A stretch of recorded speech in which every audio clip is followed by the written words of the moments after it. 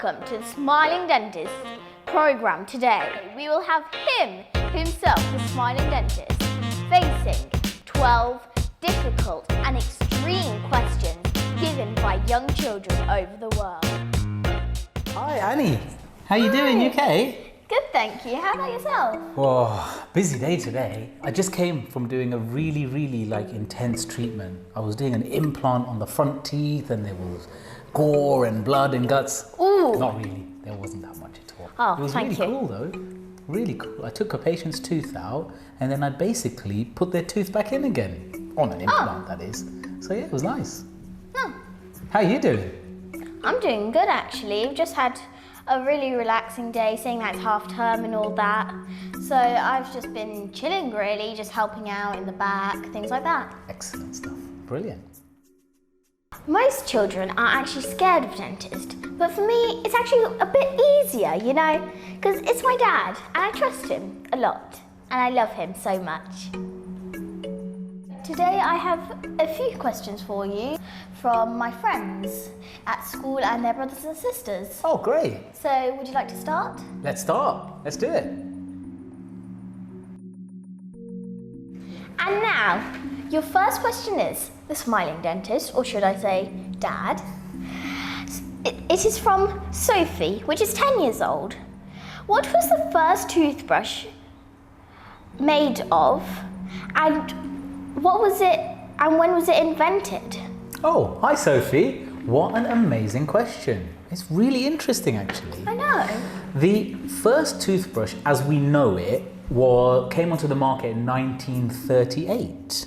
Wow. Yeah, so it's been around for quite a long time. And I think it was waiting for plastics and things really, and then they were able to make something that's quite modern and as we would know it. But did you know that toothbrushes have been around since 3000 BC? So about 5,000 years ago. They would dig them up with the fossils and they were able to tell when they came from. But they were very different to what we would know as. They were like sticks, which would have a frayed end. Oh, okay. And they would use that to brush the teeth. So would they do it like with a knife and just like cut the fossil up and then it'd be like tassels or? That's a great question. Now I'm not sure if they had invented metal at that point because you know there was the Iron Age and then the Bronze Age. Oh yeah. But somehow they had managed, maybe they'd peeled it with their hands or used a stone or something to crush it and then do it. But yeah, they had this little frayed end which allowed them to clean the teeth. Oh wow, that's very interesting and a very good question, Sophie, I must say. Thank you. And now, our second question is from Charlie, aged 4, and it's actually Sophie's brother. How many teeth does a person have? Oh, another fantastic question. So, adults have 32 teeth, arranged, we normally talk about quadrants, so quarters of the mouth. So we'd have 8 here.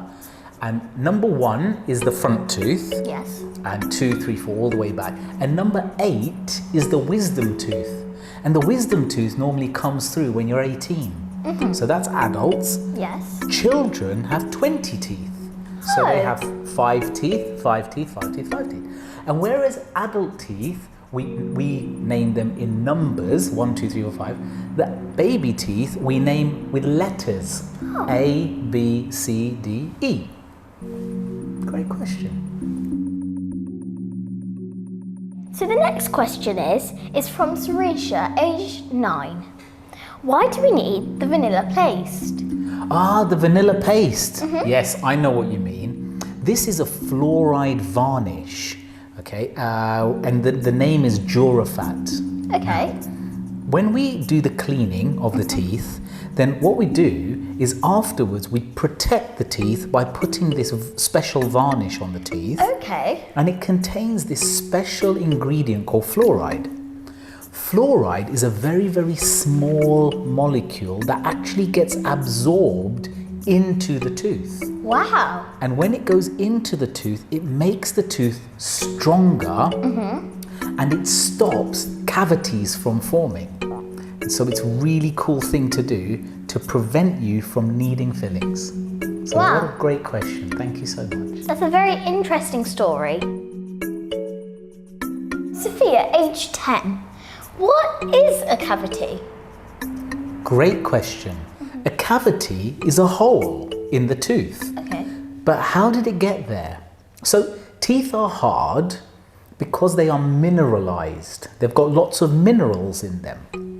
But if we eat lots of sweets, lots of sugar, then the sugar in the mouth gets turned into acid.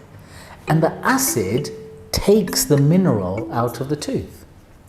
If you keep taking the mineral from the tooth will become very weak, very weak. And then if we just eat something or bite something, it will be so weak, it will form a hole in the surface. So that's what we refer to when we're talking about a dental cavity. It's this process by which the tooth has essentially, the mineral has come out and it started to rot and then a hole forms. Wow. That's when we need fillings. That's a good question, I must say. I never knew that myself. So this question is from Hannah, aged 8. She says, what happens if all of your teeth drop out? That's a good question. Very good question.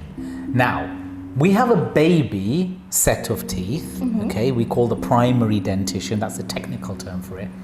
And that's designed to come out. And when it comes out, it makes way for the adult teeth. We call the permanent dentition, okay? Now, the adult teeth are not meant to come out. They're not meant to. But unfortunately, sometimes they do. Normally, down to disease.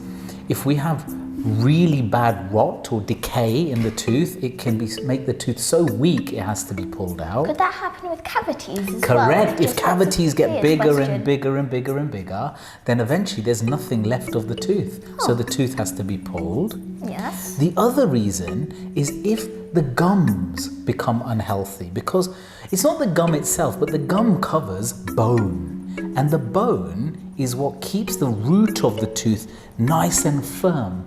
Okay. If the bone shrinks and shrinks and shrinks, then eventually the tooth can start to wobble and then you can't chew on it properly and it can come out and it has to be pulled out. And is that like what happens with our baby teeth, our primary set? It is, but the primary set, they're not lost because of disease, they're lost by design. They're meant to be. But the adult set are not meant to be lost.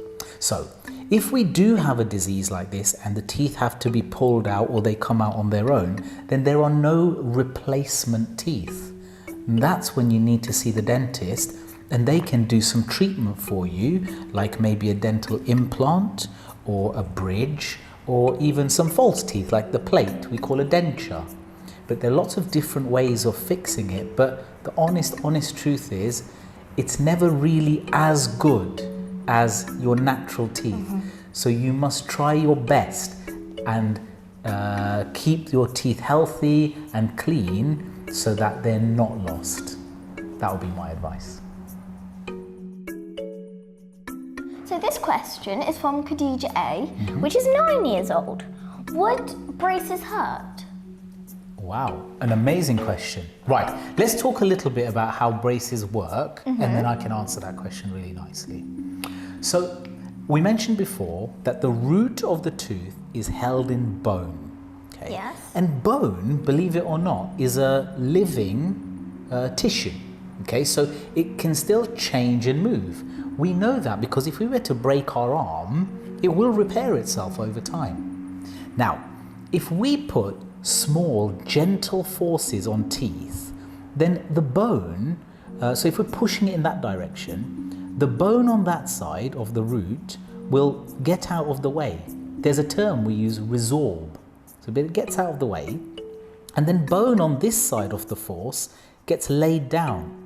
So it's as if the root of the tooth can move through the bone. And that's how, if the tooth is crooked in the wrong place, we can upright it, or we can move it, or we can even intrude, so push it up, or pull it back down again. So we can really move teeth through bone.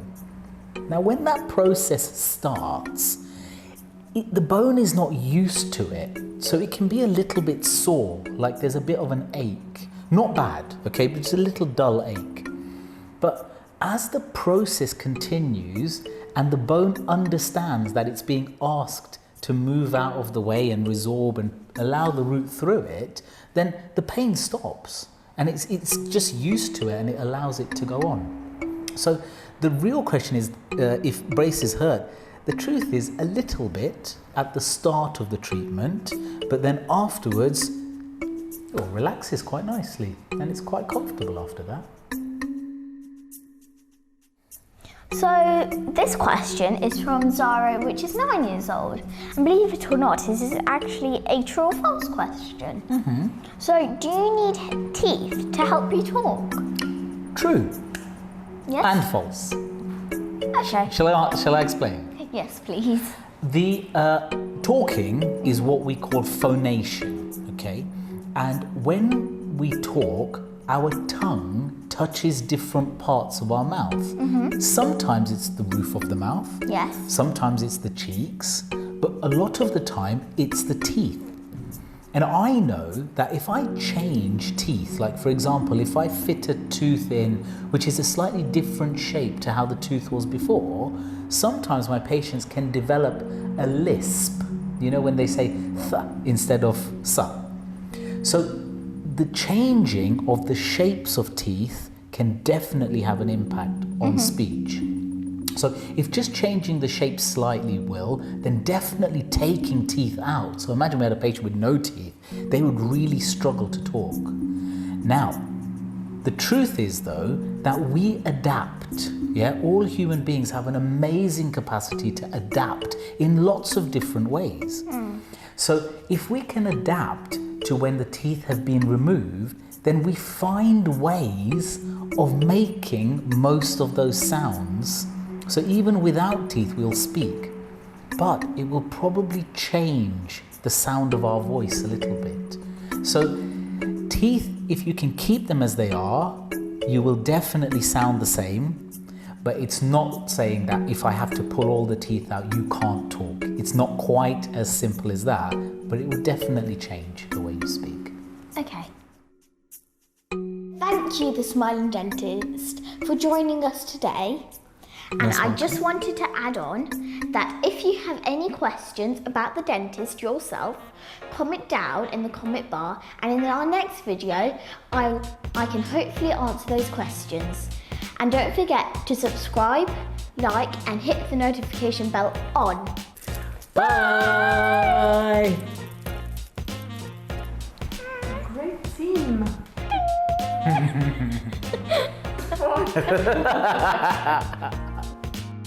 This is the great plug. You have of great the knowledge first for set, it. isn't it? Not that one. The one before.